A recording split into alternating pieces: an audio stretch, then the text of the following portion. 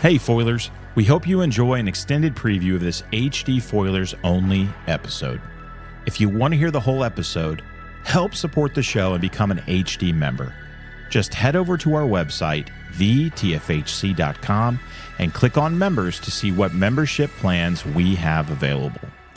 Your financial support means the world to us and helps us keep the show up and running, pay our bills, and provide you the best content possible.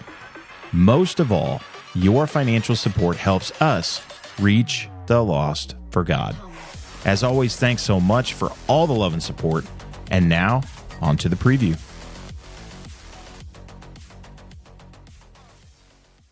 When Israel comes into Canaan after coming out of Egypt, Satan has a little housewarming gift for them, right? He's got these giants, right? Well, what are the names of the giants? Well, some are called Rephaim, which is really interesting. So the word Rapha is the same word as to heal. Yeah. So I just have a sense that could be a very significant thing. And the word Amorite becomes a general term for giant. We see that in many places. Yeah. That, it was full of Amorites, and, Joshua in his long day, he was fighting the Amorites, which were giants.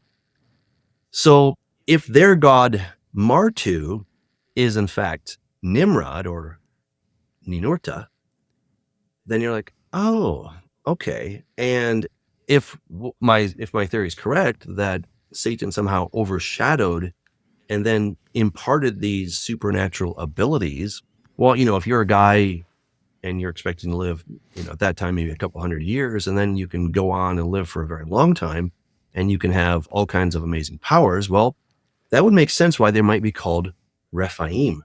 And it may not be so much that they're healers as they are healed, right? It could be that they are the healed instead of the healers, in that sense.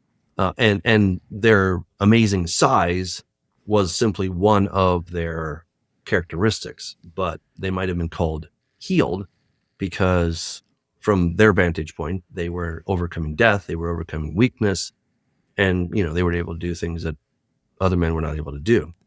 So, it's just interesting because when God says this to Abraham, he says that, the iniquity of the Amorites is not yet complete.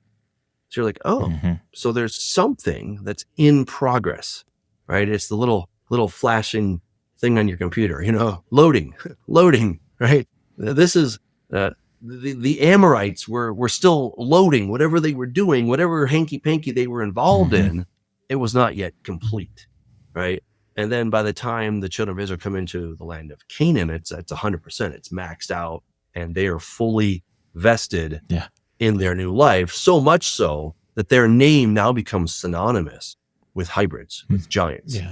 Yeah. And God's command is basically slaughter everything, because they're all impure, right? And that's the thing too, is there's just so much when you understand this backstory into Genesis 6 and everything that's going on, it just makes every piece of the Bible come alive to you, and it helps explain so much more, so that when you see this God that's saying, go wipe out everything that's basically has breath and legs, you're like, what is happening? Why would God do that?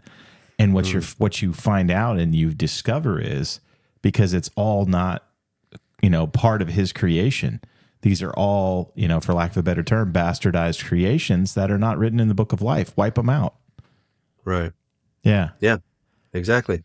And this is what's so amazing when you look at the times where God has intervened directly into human affairs. I mean, obviously you have the flood, and there you had, quite the near miss, right? I mean, you got to hand it to Satan. He almost finished the job. Sure 8 people got alive, right? And God remembered Noah. That's the scary. I mean, that was just about 100%. Thankfully, God is always smarter, but I mean, talk about having that one in the bag. Yeah, right. And then it all gets washed down the drain. But so you have that. Then you have the Tower of Babel. Something radical is happening there. Yeah. It literally means, Bab El means the gate of the gods. Yeah. Anytime you got El attached to anything, it's and who founded this city? Nimrod. Right? Yeah, right. You're like, oh my goodness. Yeah. So And what's amazing is that in the iconography, I was telling you about that Anzu bird, which is this lion hybrid creature. Sometimes it's Enlil, but sometimes it's Nimrod. And you're like, well, or Ninurta. You're like, well, which one? And the answer is yes. Okay. Yeah. It's both, right? That's the ambiguity. That's the challenge. It is Enlil, but it's also Ninurta. You're like, okay, this is pretty wild. And the other things that you find in the ancient world, you find a dragon with 7 heads and one has been slain. Okay, that's interesting. Yeah. You find the woman that's riding the beast. And what beast is she riding? She's on the back of Ninurta or Enlil, right? And, of course, the question is, well, who's controlling who, right? Hey, Foilers, we hope you enjoyed that preview of one of our HD Foilers only episodes. If you want to listen to the full episode, head over to our website, thetfhc.com, and click on Members to sign up.